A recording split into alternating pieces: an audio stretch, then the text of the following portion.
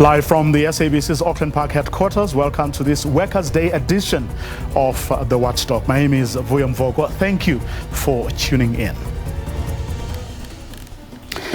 South African workers are under siege, facing record high unemployment rates, a steady erosion of their hard-won rights, retrenchment and other forms of job losses. South Africa's working class is in trouble. It's a situation not helped by the fact that their trade unions are probably at their lowest ebb, losing power, losing influence, and very divided within and among themselves. A situation bosses can only dream of. How did things get to this point? What does it all mean for people who are involved? And can unions still salvage their pride? Well, my guests are leaders of the country's foremost union federations, and you can also join the conversation. The Twitter handles are on your screen. The Watchdog starts now.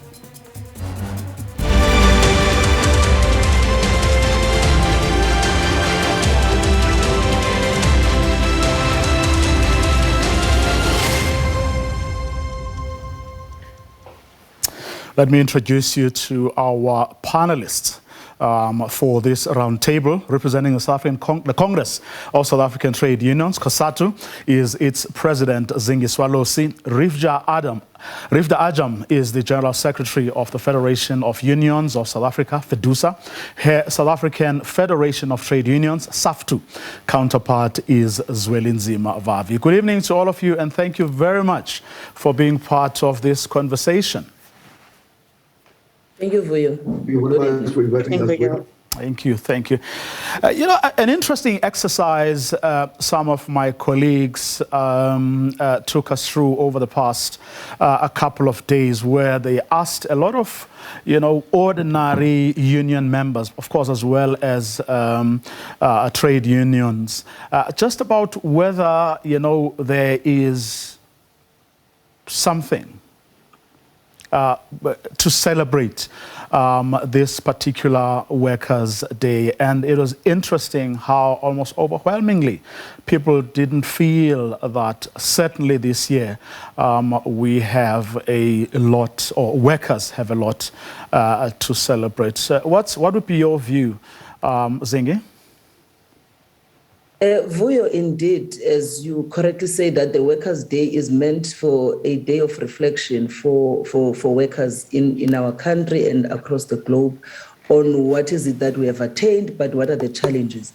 In the past 2 years, the economy has dealt a blow. We have seen the high levels of unemployment sitting at 46%, with 2.2 million workers who have lost their jobs. And youth unemployment is at 76%. There's nothing to celebrate about that. So one understands why workers would feel that way. We've seen state-owned entities retrenching workers, and other workers being put on layoff, and others being employed on casual basis. So the plight of workers is at what we are looking at, really nothing to really celebrate about. Hence the sentiments that you are addressing, that workers have alluded to. Zweli? Well, that's correct articulation, Cindy. And indeed, it's tough times for the trade union movement, for the working class in our country. We are climbing a hill. It's like climbing an oiled pole. The more we try hard, the more we find ourselves at the bottom of that pole. And on the hill is written with the big letters that are appearing in the horizon. We are marching towards a failed state, and the big letters are written on the way to a banana republic. Everything is falling apart. It's not just about a worsening crisis of unemployment, poverty, inequality, and corruption, but it is also just a societal decay. And the levels of violence against each other, black people, men, and targeting women, including the elderly, and is the levels of criminality, the collapsing of our criminal justice system, which is producing results at 15% conviction rate, and 11% for rape survivors or the people who allegedly would have been raped and would have gone to courts to seek refuge. And is our state-owned enterprises, all of them collapsing, being privatized right below our nose. ESCOM is going, it's being collapsed and hollowed out deliberately. And in a deliberate attempt to privatize it, Denel is gone, SAA is gone, SA Express is gone, and Petro South Africa is on its knees. PRASA is on its knees with 80% today, using taxis to go to work. It's a crisis, all-round crisis. Wages of workers are being brutally suppressed, and the share of wages in the GDP is tumbling and going down all the time since 1991. And the executive pay is rising, exemplified by the 300 million rands voted for the arrogant CEO of Sibanye, 120 million rands given to the CEO of Clover after pushing workers to cut wages by 20 to 62%. It's an all-round tragedy that is unfolding in front of our own eyes.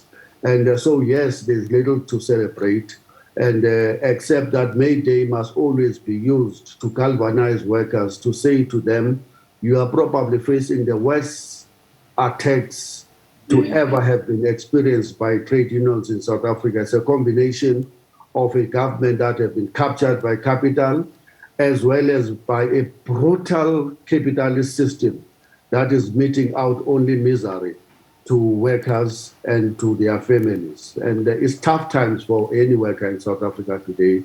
The situation is absolutely difficult. Rivda? I have absolutely no choice but to fully agree with my comrades on the platform there. And whilst there have been a number of elements that have been addressed by both my comrades, I think we have to acknowledge that the COVID-19 pandemic has only but exacerbated the harsh realities of the triplets that we face: poverty, unemployment, and inequality. And at the same time, as a result, as a direct result of the pandemic, we are equally facing the brutal realities of an automated society.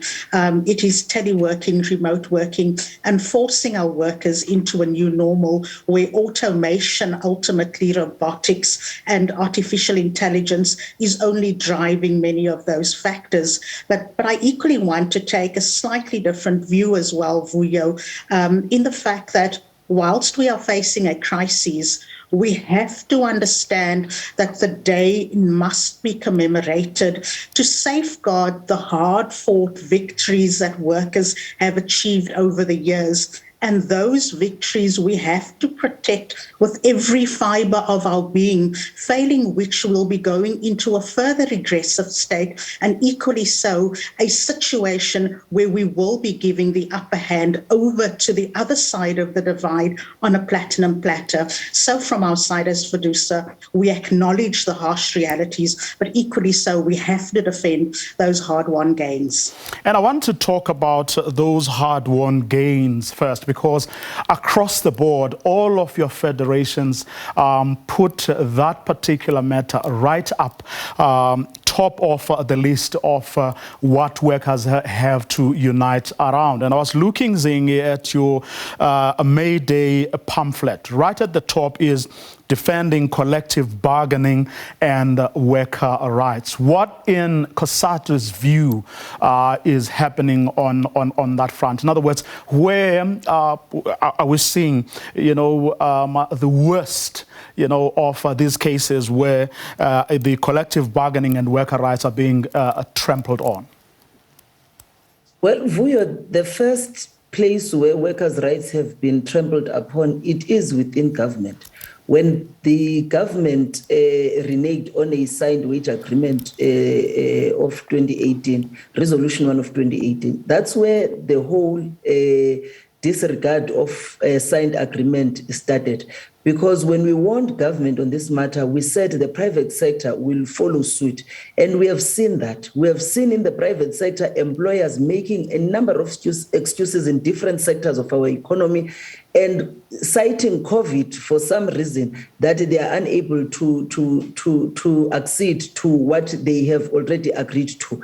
And this has had a replicating effect in all sectors of our economy. But where it all began was with government reneging on a signed agreement, which even today has not been paid because government chose to go to courts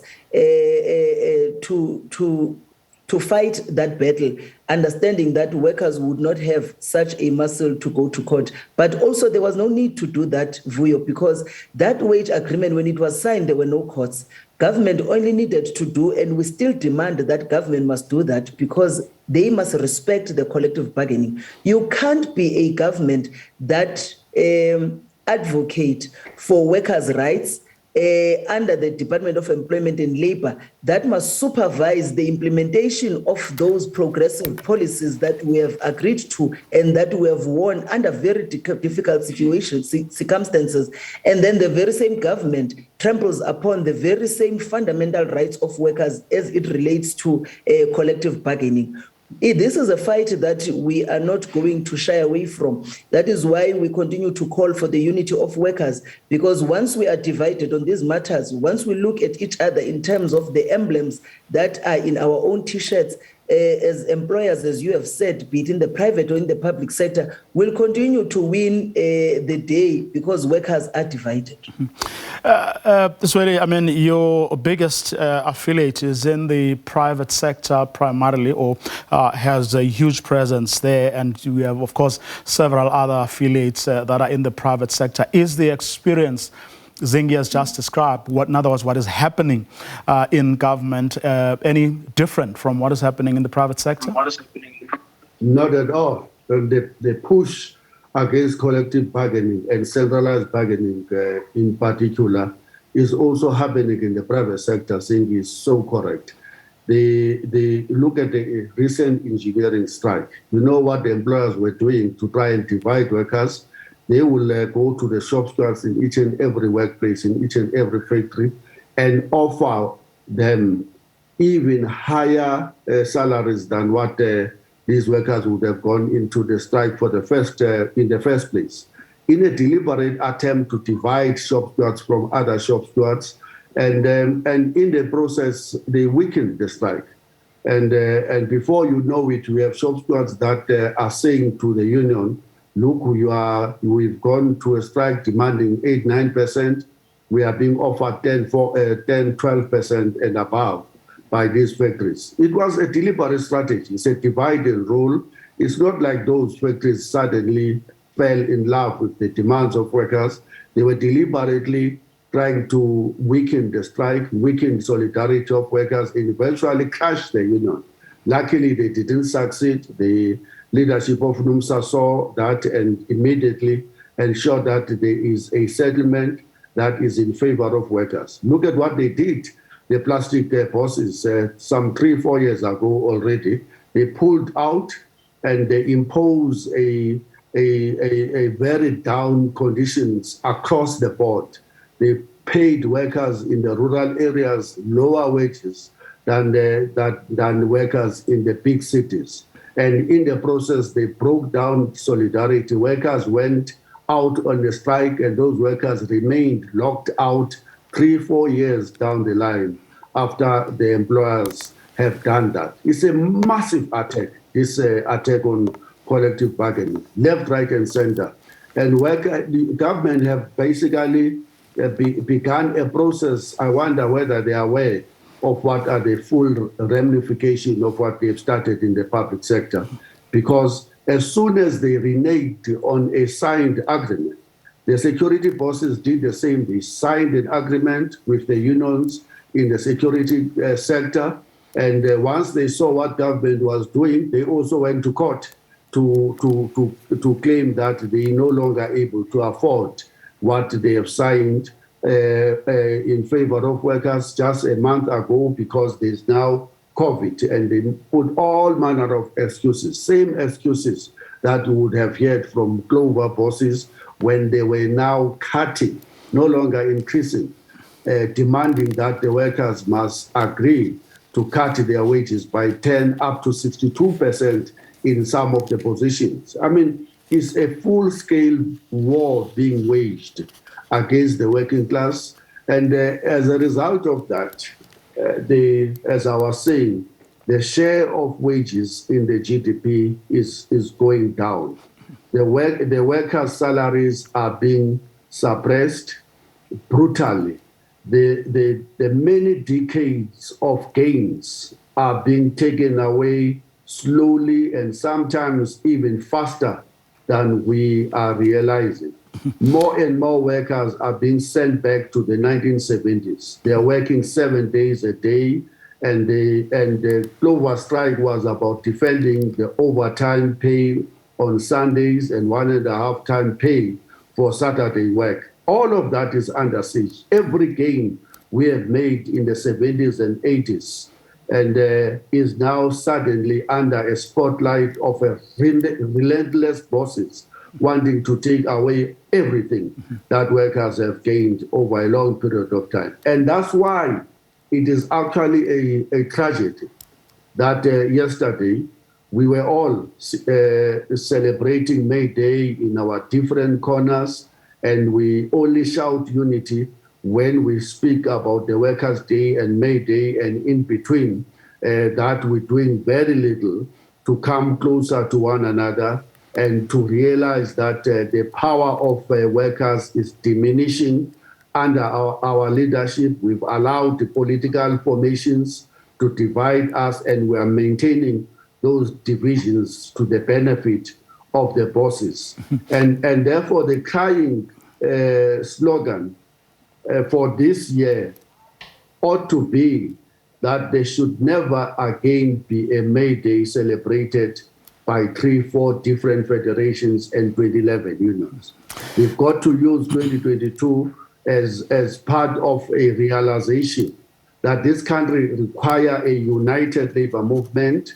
Workers are desperate for a united labor movement that will be able to coordinate the battle to resist this attack on their rights, and that such that when we go to a May Day in 2023, we at least speaking, not just maybe we will not achieve one country, one federation, but at least we have some confederation of some kind, which will coordinate the battles of workers, which will make sure that what we saw between the NUM and NUMSA at ESCOM is maintained everywhere else. And what we are seeing now between AMCU and the NUM in the Sibanye strike is also replicated everywhere else. And more importantly, as the public sector workers are about to enter into negotiations, what we need is a coordinating forum, not of competitors, but of people who are pledging solidarity and who know that the only way to survive at this moment is when all of the public sector unions can speak in one voice, unwilling to be divided or pulled into separate caucuses and talking behind the backs of others on the basis of our relationship with political parties, but agreeing to coordinate and to fight back.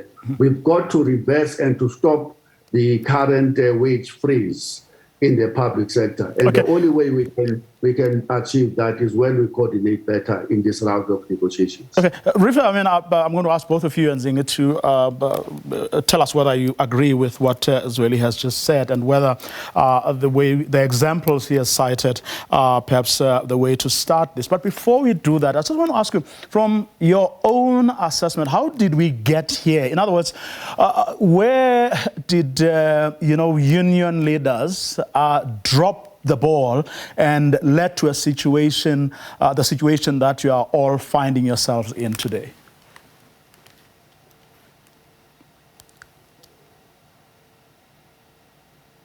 Hi, Rifta, can you hear me?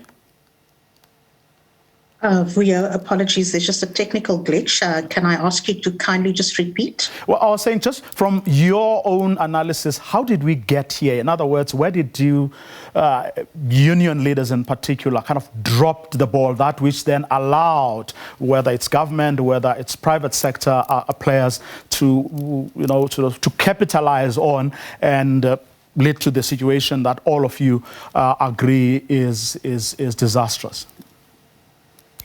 Vuyo, when perceptions become realities and the narrative is fueled by those who are intent on ensuring that the divide and rule mentality is in place, that is when we get to the situation where we are. We cannot say that union leaders have been the ones who have been dropping the ball all the time. Over and above divide and rule, we cannot ignore the intimidation tactics that continue to bedevil how we are able to organize and operate in workplaces. It is real, it is a reality, and it manifests itself, especially during times of negotiations. We have to equally understand that as much as we have a situation where there is high unemployment, inequality, and poverty right now, foreign direct investment channeled into the country is often underpinned by conditionalities. And conditionalities that says that you cannot belong to a trade union. It is weakening our movement, and it does not mean that we are not being responsive to the call. Yes, there are divisions that occur. Yes, there are battles at leadership levels. And as some would like to perceive the issue with regards to factionalism, these are many factors that need to be addressed over and above.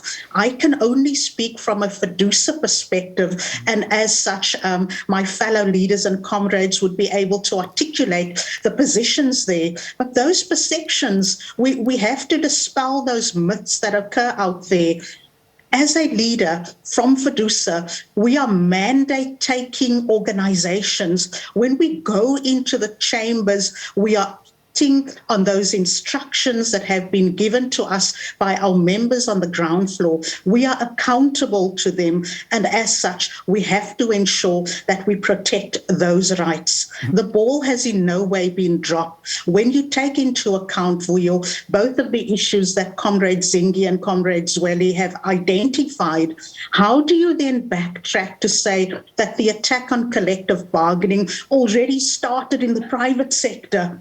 Deliberate and a direct attack at the time by the Free Market Foundation. Now government has only capitalized on that. So when you have a legitimate, a legally binding agreement that all of a sudden is downtrodden, that is rubbish to the extent that you plead poverty, yet you blatantly ignore the effects of corruption on the system that erodes and evades our members from a decent salary and a decent wage. How do you justify us dropping the ball when we have taken this matter to the highest court in the land, albeit the outcomes? It is disgusting that our emergency medical services, our first-line personnel had continued to serve the South African public during a time of a crisis. Now, who has dropped the ball? Unions? Where should the question be fielded? There is a two-pronged approach to the situation. So unless we are able to speak honestly about all the variables in this equation, we therefore have to ask ourselves the question, who is being totally honest and who is misleading the South African public? A very interesting take there, Rifta. And interestingly, only a few weeks ago, I had a conversation with two former COSATU general secretaries, on the, state of that federation in particular, but broadly, the waning influence of trade unions across the board. Just take a listen to what Mbazi Mashilowa had to say on the day. COSATU itself had, at least by 2011, identified what Zweli then called a predatory state the hyenas in terms of tenders. And I think at that point, there was even a discussion about that COSATU should do what other labor organizations are doing the world over. If you take the British TUC, they remain close to the Labour Party, but they are very clear that their program is not about the Labour Party.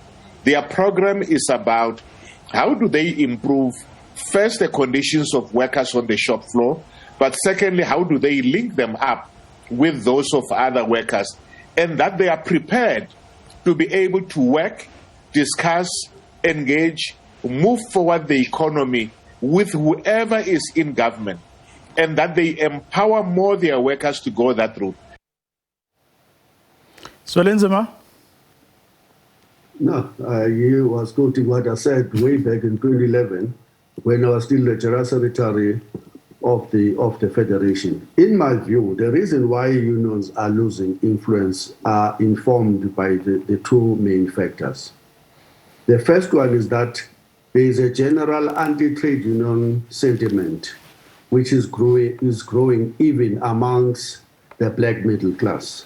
They blame unions for everything going wrong in the country.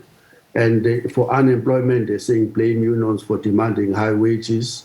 And for everything, I'm in the Twitter space, as you know, and I can see that hostility against unions face to face there. And so that general anti-union sentiment is what gives the bosses a shot in the arm to demand workers to give in on their hard-won rights.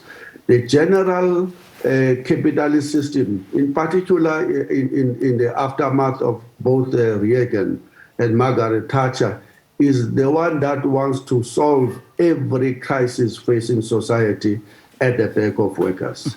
The trickle-down economic policies that says we've got to focus on growth and talk about redistribution later is what is actually creating a havoc. So there is workers are under siege from the capitalist system, from the hostile bosses, and increasingly the few black middle class that have climbed into the top of the roof are kicking the ladder.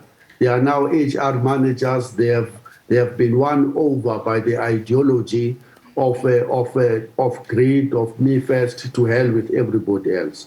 So that's your general political environment in South Africa is buttressed by neoliberalism approaches to development, privatize and crush those that are resisting privatization. But there's a second reason why we are losing influence, and that's their own goals. The trade unions themselves have been scoring against themselves. They defocus on the fundamental reasons why trade unions organize in the first place, which is solidarity and coordination of resistance in each and every workplace and between workplaces at the sectoral level and at the economy-wide level. Once we get defocused and we no longer the trade unions that are about coordinating solidarity, and we now have strife, and there's money, and there's factions, and there's unions in investment companies, and there's circulation of opportunities amongst the leaders, and leaders turn against themselves. The first persons to be neglected is ordinary workers in the shop floor. If you look at what have happened, unions gained so much power after 1994, and that power began to be the worst enemy the trade unions themselves were facing. When unions were now determining who must earn or win a tender for either catering or provident fund or medical aid, this and this benefits were getting, the shop stewards got corrupted, the union officials got corrupted, the leadership got corrupted. They then began the process of the social gap at each and every level between ordinary workers and the full-time shop stewards who are getting free cell phones and laptops from management, between the shop stewards and the union officials, and between the union officials and the general secretaries of the unions who moved from the townships, widening that social gap. And when people do not experience what ordinary workers experience every day, what follows is that the conscience, the level of anger, the fire in the belly in each and every union leader suddenly diminishes. And that anger, when it is gone, union leaders are now suddenly do not understand why we must fight to defend Brasa, because they in themselves never ever go anywhere close to the park station to see the conditions under which workers are now forced out of even the park station into the taxi rank. And that's the crisis. That's a second crisis. In fact, just on that note, on that very same point, I want all of you to listen to what Jay Naidu, also a COSATU General Secretary, had to say on that day. And I would like your response to that, Zingi. The scenario we see in South Africa today is a skoro scenario. And it's been that because, in the past we fought against an enemy. We knew it was the apartheid system. And today we struggle against an enemy within. That there are those that were part of the liberation movement, the mass democratic movement today, that have done inestimable damage to our democracy and our economy. Your thoughts, Singi? Look, I would agree, because this is what we continue to say, that, at times, even during the times of the Comrade Jay Naidu's, when they left COSATU and they went to Parliament, the purpose of us supporting leaders going to Parliament was because we understood where they stand, that they understand that they stand on the side of workers. And our hope is that when comrades arrive at that side, they will speak with their conscience and conviction on worker issues. Of course, as Comrade Zweli says, when people cross the other line, whether they move up the ladder into the middle management, some, not all, they tend to forget. And that is why we always have a fight, Comrade Zweli, with regards to the treasury, the mandate of the treasury. And we always say we don't care who is sitting in that position, but until you address the mandate of the department itself, it's about neoliberal policies that are going to be advanced at all material costs at the expense of the ordinary people, the poorest of the poor, the working class in our country. So what Comrade Jay is raising is correct. It is that skorokoro scenario that COSATU, through the September Commission, defined. And this is where we're finding ourselves. And I want to agree with Comrade Zweli and Comrade Rifter about the state of trade union, that it is not only borne by trade unions themselves, but employers also. For an example, we went to a job summit, to an investment summit. Promises were made by big business. But every time, as Comrade Zweli says, things are going wrong, jobs are lost. People are asking the trade unions. Trade unions don't create employment. We agitate, we ask government, we speak to business, but they make promises and then they take their monies, they go and invest elsewhere. They go on an investment strike. But are we having a conversation, Vuyo, with big business in this country? Sibanye, Still Waters is just one example, where a CEO unashamedly takes 300 million home, and you have workers that are demanding a mere 1,000 rand as an increase.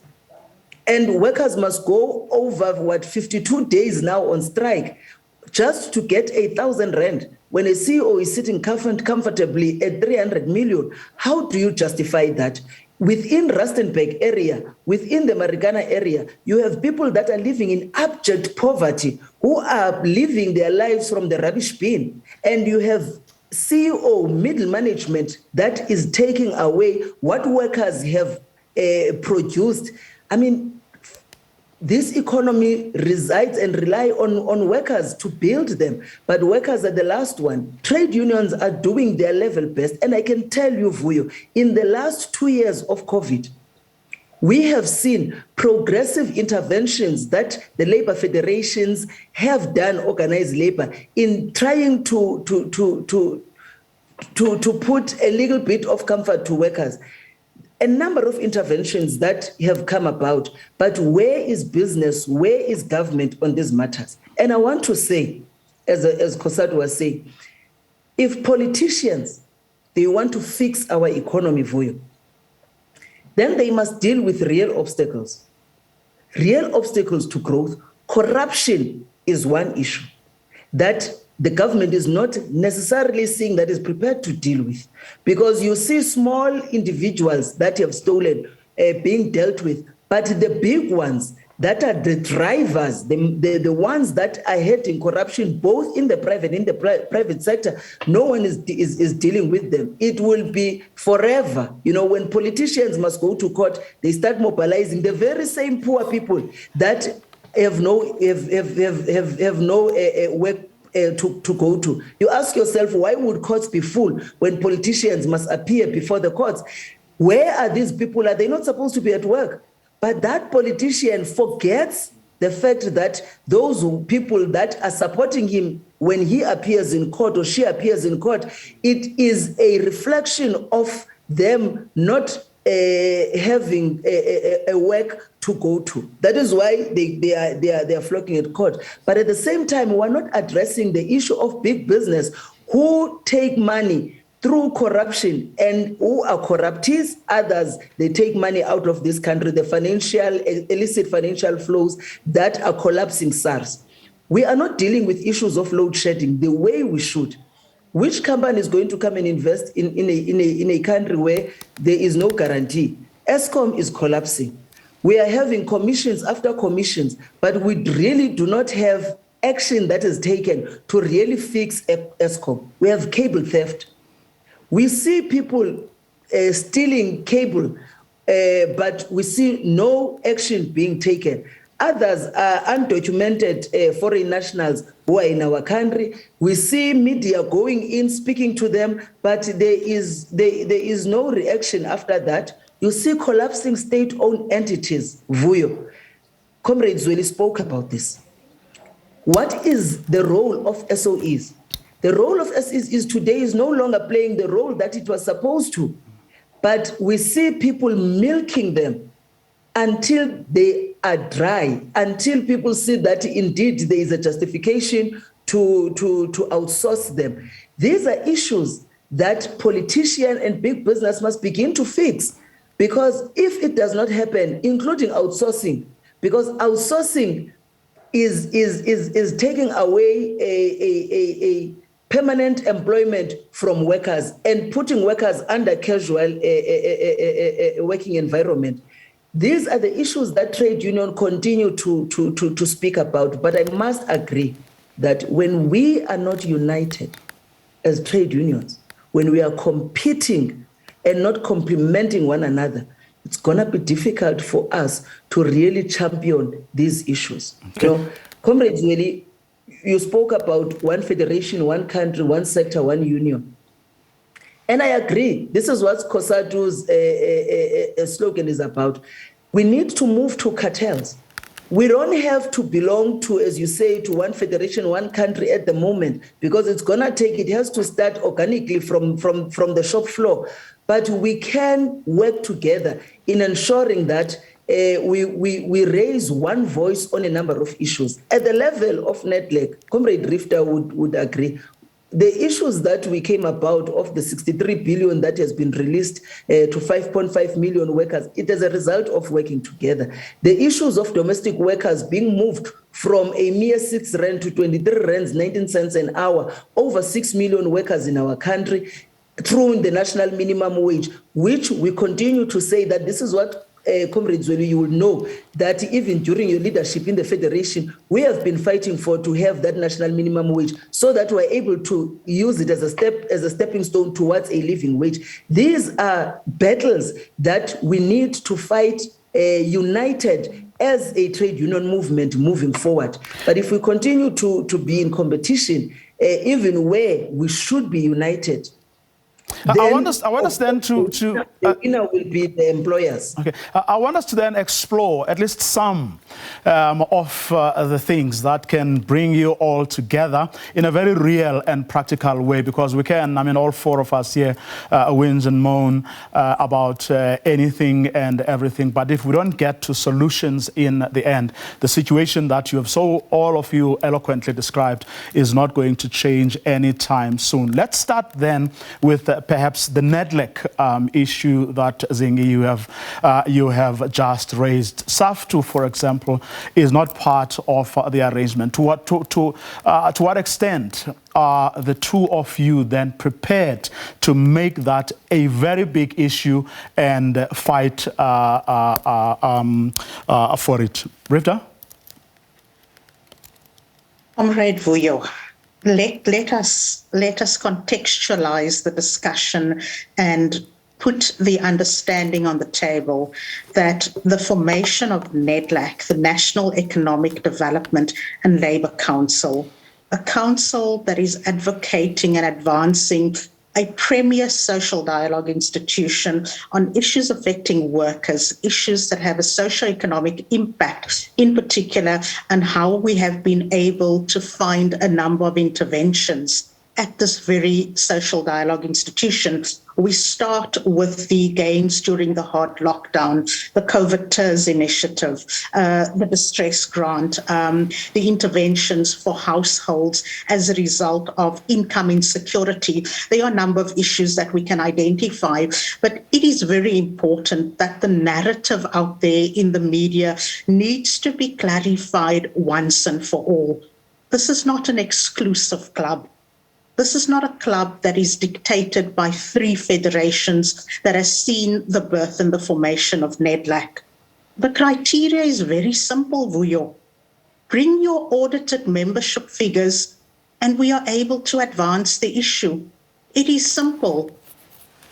I'm going to end there. Okay. There is so much rich contributions that comes from this very platform, and the essence that Comrade Zingi and Comrade Zweli have spoken about, where we are looking in the same direction. We have been working together on so many issues, such as the national minimum wage, a wage that is a step in the right direction to be able to remove millions of workers out of abject poverty, in particular domestic workers. And the next fight that we are planning is for expanded public works programs. That is an absolute shambles in terms of how workers are being exploited. And there is a deliberate process of workers now being laid off at the expense of utilizing those very institutions so that we can dilute the extension of social security services such as medical aid, pension funds, and other guarantees. So please let us understand the accessibility criteria here is audited membership figures. Okay. It is simple. Bring it to the table and the process will most certainly be fast-tracked. So, Lindsay Mavaviku, do you want to chip in on that one? Well, our view is that the three federations inside NEDLAC started to draw new rules that do not even apply to themselves, such as the one that my leader is now articulating, just to ensure that SAFTU doesn't come into that space of NEDLAC. The first rule that they put in is the one that says every union that wants to come in the federation must audit its members and must have audited financial statement. Looks very, very fine if it was to be applicable to everybody in the house. This is only reserved for those that are seeking to gain entry. Secondly, they put up a rule that says a federation must have existed for more than 2 years, or at least must have had 2 years, or must be 2 years in existence before it can be allowed in. Those rules were specifically designed to keep SAFTU outside NEDLAC, and it succeeded for 2 years until now. We find it, by the way, the interest of SAFTU unions to go to NEDLAC is not as it was before, because people have honestly lost interest in the past 2 years. We will submit those audited statements because we now have them. We will submit. We now have. We are more than 2 years in existence, and we hope that there will be no new borders created to make sure that we don't come in. By the way, we're not only facing that exclusion at the NEDLAC level, even in each and every bargaining structure in the local government, they have increased the thresholds for entry of unions to, I think, 40,000. And in the public service, they have increased those thresholds to 50,000. In the health sector, they have put in increased the same threshold to 30,000. And everywhere else, they are about increasing those thresholds to make sure that the up-and-coming independent militant unions find it very hard, because whilst they're waiting to enter into whether it is a public sector or state-owned enterprise, the workers who are wishing to join new unions have to face agency fees. They have to face removal of the check-off facility. They can't pay stop orders to the unions. The unions then die one by one. And in the Federation, we have seen up to 5 smaller public sector unions simply dying because they are being starved of check-off facilities. A deliberate strategy to make collective bargaining an exclusive club, as if Marikana was actually not as a result of that crisis, because it was the exclusion of the up-and-coming trade unions like AMCO in Marikana that made workers to go on a 5-month strike, completely ignored, until 34 lives were lost on a single day. And people must learn from the recent history and must not repeat the same mistakes. And these are the things, by the way, that creates this mentality of competition and cutthroat.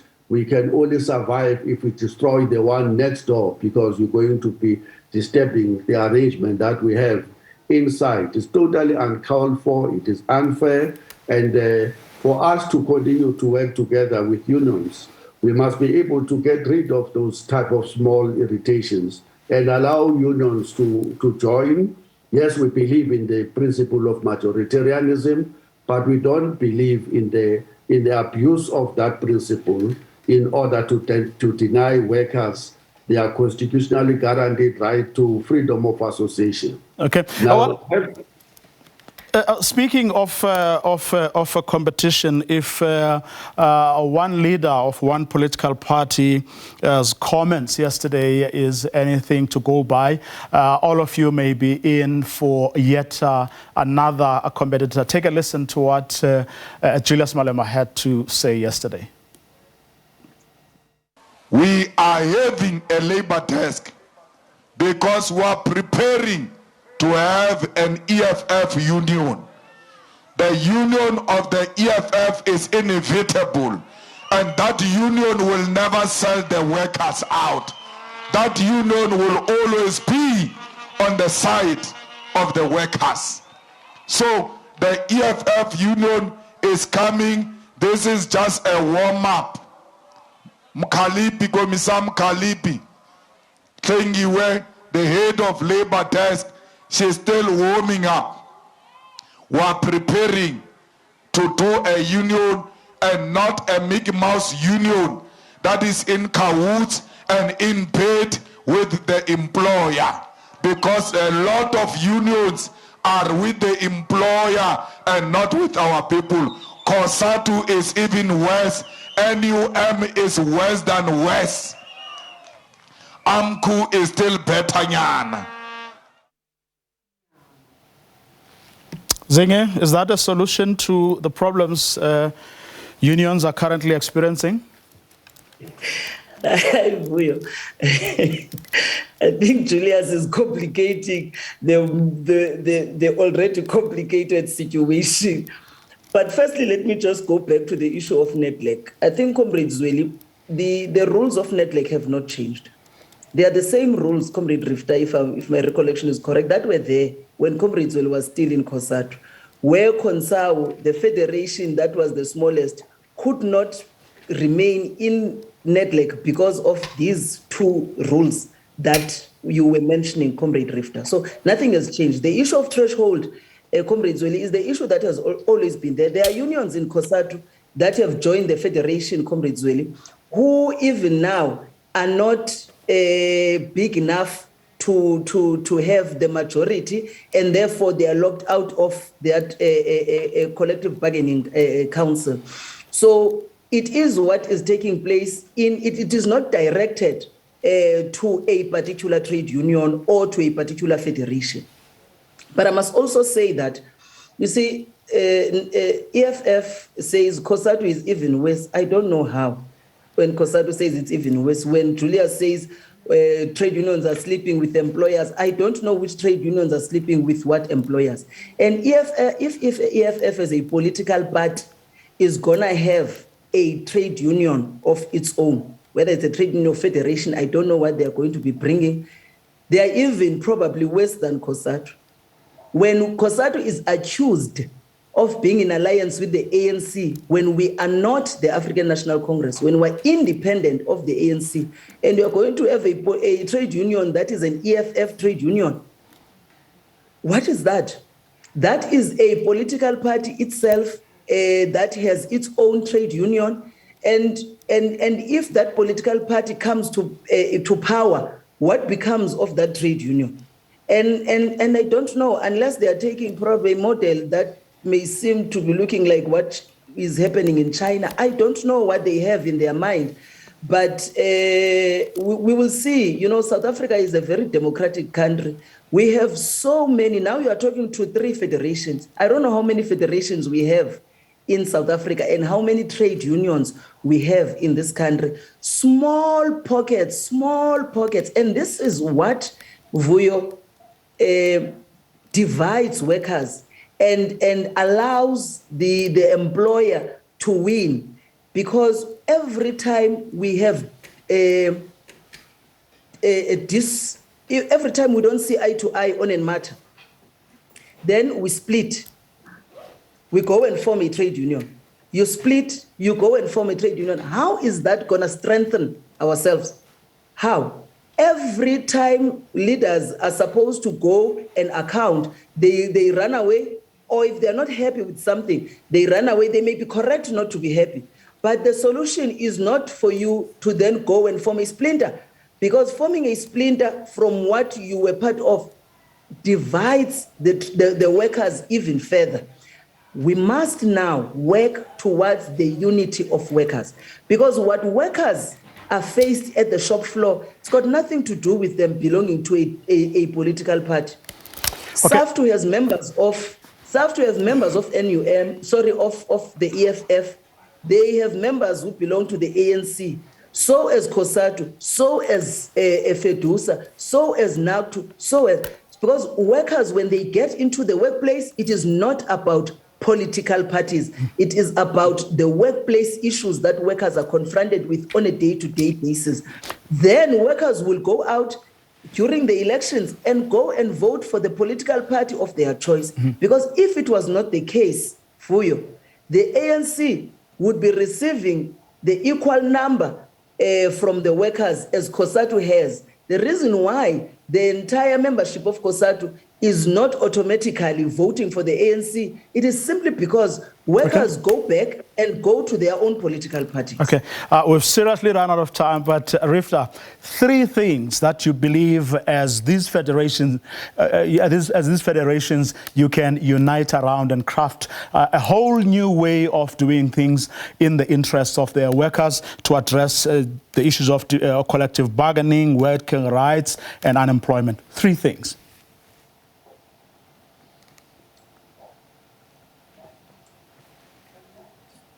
Apologies, I'm speaking to myself at this stage. Vuyo, I think that's a brilliant question that you are asking. And in many ways, we have already started working with one another. We have seen that when it comes to the deliberate attacks and collective bargaining, not only just in the PSCBC, at NEDLAC, at other levels, to be able to advance those issues. So it's a step in the right direction. We are getting there, but we also need to realize that when these things are being fast-tracked, we equally have to receive the blessings and the mandates from our own members. But over and above that, in working together already, we have to realize that accountability must remain a key source for us to be able to drive this process. We cannot ignore that very values that have been driving our organizations since the inception. We have to start talking to one another and not necessarily through one another. We are fighting for the same rights. The enemy is on the other side, not within our organizations. And the misconceptions that have often bedeviled these relations, it's frank, open discussions. If we only start by going back to the basics of being able to talk to one another, we'll be able to get there faster. So ultimately, through accountability, through communications, and by being transparent in terms of what we want to achieve, we will be able to prevent those own goals that have been scored. We will be able to hold government and equally so business accountable for the adverse losses that have been seen there, those intimidation tactics, the very regressive states on which we deal with. So ultimately, in the spirit and the essence of both the Constitution as well as the Labour Relations Act, we take these discussions forward and ensure that collective wisdom is able to guide us in the approach. Hopefully that indeed is what you will be doing in the interests of the workers of this country. And we at the Watchdog say Happy Workers' Day to all the workers of South Africa. And that's our program for tonight. Do join us again tomorrow evening at 8 p.m. sharp. Have a good night.